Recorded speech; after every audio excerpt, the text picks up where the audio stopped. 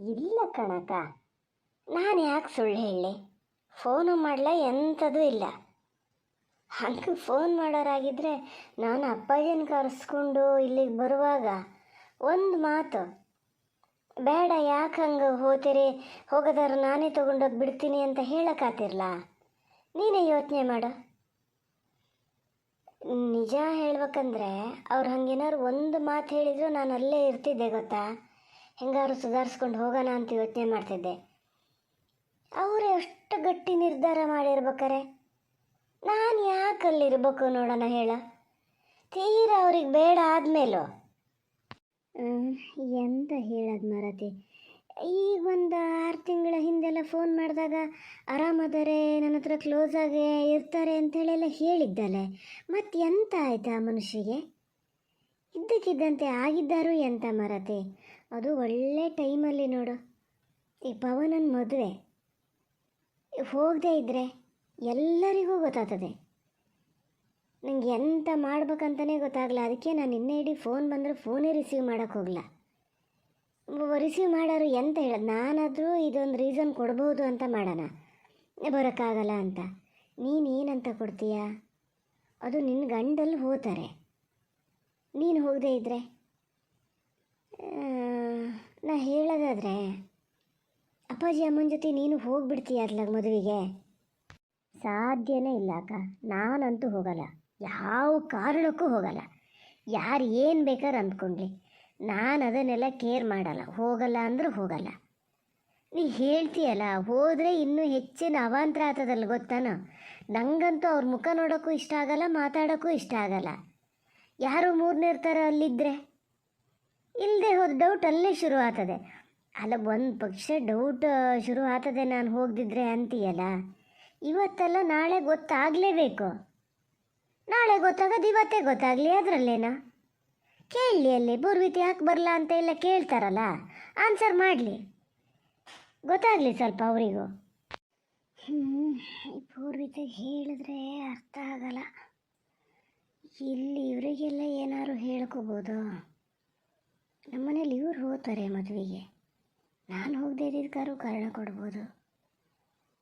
ಇವ್ರು ಹೋದಾಗ ಪೂರ್ವಿತ ಯಾಕೆ ಬರಲ್ಲ ಅಂತ ಕೇಳಿದ್ರೆ ಏನು ಹೇಳೋದು? ಸೀದಾ ಹೋಗಿ ಅವ್ರ ಅಮ್ಮನ ಹತ್ರ ಹೇಳ್ತಾರೆ, ಏನೋ ಅಲ್ಲಿ ಪ್ರಾಬ್ಲಮ್ ಅದೇ ಅಂತ. ನಾನು ಹೋಗ್ಬೇಕಾರೆ ಅತ್ತೆ ಕೇಳೋಕ್ಕೆ ಶುರು ಮಾಡ್ತಾರೇನೋ. ಏನು ಮಾಡೋದಪ್ಪ ಈಗ? ಇದನ್ನೆಲ್ಲ ಹೇಳಿದ್ರೆ ನಿನ್ನ ಸ್ವಾರ್ಥನೇ ನೋಡ್ತೀಯಾ ಅಂತ ಹೇಳ್ತದೆ ಪೂರ್ವಿತ. ಏನು ಮಾಡಲಿ?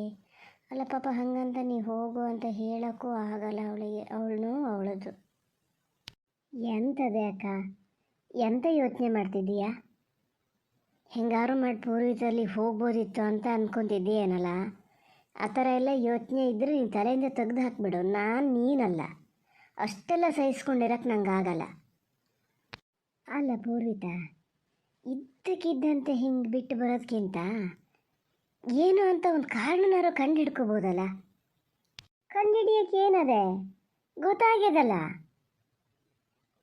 ಅಯ್ಯೋ, ನಿನ್ನೆ ರಾತ್ರಿ ಇಡೀ ರಾಮಾಯಣ ಕೇಳಿ ಬೆಳಗ್ಗೆ ಎದ್ದು ರಾಮಗೂ ಸೀತೆಗೂ ಏನು ಹೋಗ್ಕೊಂಡಿದ್ರಂತೆ, ಹಂಗಾತು ನಿನ್ನ ಕತೆ. ಈಗ ಆ ರಮ್ಯನಿಂದನೇ ಇಷ್ಟೆಲ್ಲ ಆಗ್ತಿರೋದೆ.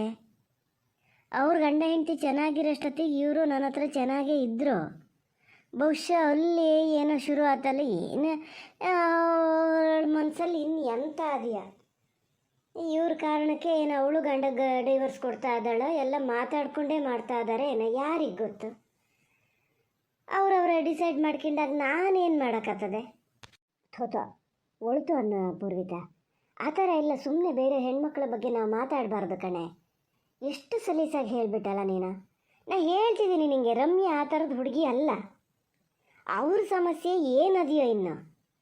ನಿನ್ನ ಗಂಡೇನೋ ತಲೆ ಕೆಟ್ಟರಂಗೆ ಆಡ್ತಾರೆ ಅಂತ ಹೇಳಿ ಅವ್ರನ್ನ ಯಾಕೆ ದೂರಬೇಕು ನಾವು? ಒಂದು ಹೆಣ್ಣಾಗಿ ಇನ್ನೊಂದು ಹೆಣ್ಣನ್ನು ಅರ್ಥ ಮಾಡ್ಕೊಂಡೇ ಇದ್ರೆ ಬೇರೆ ಯಾರು ಅರ್ಥ ಮಾಡ್ಕೊತಾರೆ ನೋಡೋಣ ಹೇಳು. ನಿನ್ನ ಗಂಡ ದಾರಿ ತಪ್ತಾ ಇದ್ದಾರೆ, ಆದರೆ ಅವ್ರನ್ನ ಸರಿ ಮಾಡ್ಕೋಬೇಕು, ಇಲ್ಲದಿದ್ರೆ ನಿಮ್ಮ ಹಣೆ ಬರ ಅಂತ ಬಿಡಬೇಕು. ಅದನ್ನು ಬಿಟ್ಟು ಬೇರೆ ಹೆಣ್ಮಕ್ಳ ಬಗ್ಗೆ ಮಾತಾಡೋಕ್ಕೆ ಹೋಗಬಾರ್ದು ಪೂರ್ವಿತ. ನಾನು ಹೇಳ್ತೀನಿ ನೋಡು, ಸುಮ್ಮನೆ ಇರಾಕ ನೀನು. ನಿನ್ನ ಹೊರಿ ಕತೆನೇ ಹೇಳ್ತಿರ್ತೀಯ. ಅಷ್ಟು ಅಪ್ಪಂತಳಾಗಿದ್ರೆ ಗಂಡಗೆ ಡೈವರ್ಸ್ ಯಾಕೆ ಕೊಡಕ್ಕೆ ಹೋತಿತ್ತದ? ನಾಳೆ ಜನ ನಿಂಗೂ ಹಾಗೆ ಹೇಳಿದ್ರೆ ಅಷ್ಟು ಟಪ್ಪಂತಳಾಗಿದ್ರೆ ಅದು ಗಂಡನ ಯಾಕೆ ಬಿಟ್ಟು ಹೋಗಲ್ಲದೆ ಅಂತೇಳಿ ಏನಾರು ಹೇಳಿದ್ರೆ ಹೆಂಗಿರ್ತದೆ ನಿಂಗೆ? ನಿಂದೇನಾದ್ರು ತಪ್ಪದೆಯಾ ಇಲ್ಲಿ? ಹೇಳು, ನಿಂದೇನಾದ್ರು ತಪ್ಪದೆಯಾ? ಹಾಗೆ ಕಣೆ ಅವ್ರ ಗಂಡ ಇನ್ನು ಹೆಂಗದಾರೆ ಏನೋ ಯಾರಿಗೆ ಗೊತ್ತು, ನಾವೇನು ಹೋಗಿ ನೋಡಿವಾ? ಇವ್ರು ಡೈವರ್ಸ್ ಕೊಟ್ಟಾರೋ ಅವರೇ ಬಿಟ್ಟಾರೋ ಈಗ ಇಲ್ಲ ಡೈವರ್ಸೇ ಆಗ್ಲೋ ನಿನ್ನ ಗಂಡ ಹೇಳಿದ ಮಾತು ಕೆಟ್ಕೊಂಡು ನೀನು ಹಾಗೆಲ್ಲ ಹೇಳ್ಬೇಡ ಕಣೆ. ನಾನು ಹಿಂಗೆ ನಿಷ್ಠೂರಾಗಿ ಮಾತಾಡ್ತೀನಿ ಅಂತ ನೀ ಬೇಜಾರು ಮಾಡ್ಕೊಂಡ್ರೂ ಅಡ್ಡಿಲ್ಲ. ನನ್ನ ಎದುರು ಹೇಳಿದ್ಕಾತು, ಇನ್ನು ಎಲ್ಲೂ ಈ ಥರ ಮಾತಾಡಬೇಡ. ಎಜುಕೇಟೆಡ್ ಆಗಿ ಎಂತ ಮಾತಾಡ್ತೀಯ ನೀನು ಪೂರ್ವಿತಾ? ಅವ್ರ ನೋವು ಏನು ಅದೆಯೋ ಇನ್ನು ಪಾಪ, ಒಂದು ಮಗು ಬೇರೆ ಅದೇ ಅಂತೀಯ. ಅವ್ರ ಜಾಗದಲ್ಲಿ ನಿಂತು ಯೋಚನೆ ಮಾಡೋ ಸ್ವಲ್ಪ. ಅದು ಅಲ್ಲದೆ ಪೂರ್ವಿತಾ, ನಮ್ಮನೇಲಿ ಇವ್ರು ಅದಾರಲ್ಲ, ಅವ್ರಿಗೆ ನೋಡು ಒಂದು ಎಥಿಕ್ಸ್ ಅನ್ನೋದು ಇಲ್ಲವೇ ಇಲ್ಲ. ಈಗ ಅಮ್ಮನಿಂದ ಏನಾರು ಅನುಕೂಲ ಆಗ್ಬೇಕಾ, ಅವರೆದುರು ನನ್ನನ್ನು ಎಷ್ಟು ಬೇಕೋ ಅಷ್ಟು ದೂರಿ ನೀವು ಅವ್ರು ಹೇಳಿದ್ದೇ ಸರಿ ಎಂದು ಹೆಂಗಾರು ಮಾಡಿಸ್ಕೊತಾರೆ. ಇಲ್ಲ ನನ್ನಿಂದ ಏನಾರು ಅನುಕೂಲ ಆಗ್ಬೇಕಾ, ನಾನು ಹೇಳಿದ್ದೆ ಸರಿ ಅಂದ್ಕೊಂಡು ನನ್ನ ಎದುರಿಗೆ ಅವ್ರ ಅಮ್ಮನ ದುಡ್ಕೊಂಡು ಹೆಂಗಾರು ಒಂದು ಕೆಲಸ ಮಾಡಿಸ್ಕೊತಾರೆ ನನ್ನ ಹತ್ರ. ಆ ಥರ ಒಂದು ಫರ್ಮ್ ಮೈಂಡ್ ಅನ್ನೋದೇ ಇಲ್ಲ. ಅವ್ರ ಅನುಕೂಲಕ್ಕೆ ಹೆಂಗೆ ಬೇಕೋ ಹಾಗೆ ಕಾಲ ಕಳೀತಾರೆ. ಆದರೆ ರಾಕೇಶ್ ಹಂಗಲ್ಲ. ನಾನು ಕೆಲಸಕ್ಕೆ ರತ್ನ ಬರ್ತದಲ್ಲ, ಅದೇ ನಿನ್ನ ಗಂಡ ನೋಡಲ್ಲ. ಇವರೆಲ್ಲ ಮಾತಾಡೋದು ಕೇಳ್ಕೊಂಡೇ ಹೇಳ್ತಿರ್ತದೆ ಭಾಳ ಒಳ್ಳೆ ಹುಡುಗ ಅಂತ. ಗುಂಡ ನೋಡೇನೆ ಬಿಡು, ಅವನಂತೂ ಯಾವಾಗಲೂ ಹೇಳ್ತಿರ್ತಾನೆ ಪೂರ್ವಿತಮ್ಮನ ಗಂಡ ಎಷ್ಟು ಒಳ್ಳೆ ಜನ ಅಂತ. ಎಲ್ಲೋ ಏನೋ ಮಿಸ್ಟೇಕ್ ಆಗಿದೆ ಕಣೆ. ಒಳ್ಳೆ ಜನನೇ ಅವರು. ಒಂಥರ ತಿದ್ದಿ ಬುದ್ಧಿ ಹೇಳೋಕ್ಕೆ ತಂದೆ ತಾಯಿನೂ ಇಲ್ಲ. ಏನು ಮಾಡೋದು? ಅಲ್ಲ, ನೀನು ಬುದ್ಧಿ ಹೇಳು ಅಂತ ನಾನು ಹೇಳ್ತಿರೋದಲ್ಲ. ನಿಂದು ಕಷ್ಟ ನಿಂದು ಬಿಡು, ನೋಡೋಣ. ಒಂದು ಸ್ವಲ್ಪ ದಿನ ಕಾಯೋಣ. ನೀನು ಒಂದೇ ಸರಿ ನಿರ್ಧಾರಕ್ಕೆ ಬರಬೇಡ. ಹಿಂಗೆ ಎಂತ ನೀ ಹೇಳ್ತಿರೋದು ಎಂತ ಅಕ್ಕ? ಒಂದೇ ಸತಿ ನಿರ್ಧಾರಕ್ಕೆ ಬರಬೇಡ, ಸ್ವಲ್ಪ ದಿವಸ ಕಾಯೋಣ ಅಂದರೆ ಇನ್ನೊಂದು ಸ್ವಲ್ಪ ದಿವಸ ಕಾದು ಅವರು ಆ ಹುಡುಗಿನ ಬಿಡ್ತಾರನೋ ನೋಡಿ ಮತ್ತೆ ಹೋಗಿ ಅವ್ರ ಕಾಲಡಿನೇ ಇರ್ಬೇಕ ನಾನು? ಆಗಲ್ಲ ಅಂದರೆ ಆಗಲ್ಲ ನೋಡು, ನಾನು ಹೋಗಲ್ಲ. ಅವ್ರ ಕಾಲಡಿ ಇರೋದು ಅಂಥೇಳೆಲ್ಲ ಎಂತ ಕೇಳ್ತೀಯೇ? ಯಾವ್ದು ನೀ ಹೇಳಿದ ಮಾತು ಅವ್ರು ತೆಗ್ದು ಹಾಕ್ಯಾರ ಹೇಳು? ಅವ್ರು ಹೇಳ್ದಂಗೆ ನೀ ಕೇಳಿದ್ಕಿಂತನೂ ನೀ ಹೇಳ್ದಂಗೆ ಅವ್ರು ಕೇಳಿದ್ದೇ ಜಾಸ್ತಿ, ಹೌದಾ ಅಲ್ಲ? ಇದೊಂದೇನೋ ಹಿಂಗೆ ಆಗಿದೆ ಬಿಟ್ಟರೆ ಮತ್ತೆಲ್ಲ ನೀ ಹೇಳ್ದಂಗೆ ಕೇಳಲ್ಲನೆ. ಅವ್ರು ಎಷ್ಟು ಬದಲಾಯಿಸ್ಕೊಂಡಾರೆ. ಮತ್ತು ನಾನು ಹೇಳೋದಾದರೆ ಪೂರ್ವಿತಾ, ನೀನು ಮತ್ತವ್ರ ಜೊತೆ ಹೋಗು ಇರು ಜೀವನ ಮಾಡು ಅಂತ ಹೇಳೋದಲ್ಲ. ಹಿಂಗೆ ಯಾಕೆ ಒಂಥರ ವೈರಿಗಳ ಥರ ಯಾಕಿರ್ಬೇಕು?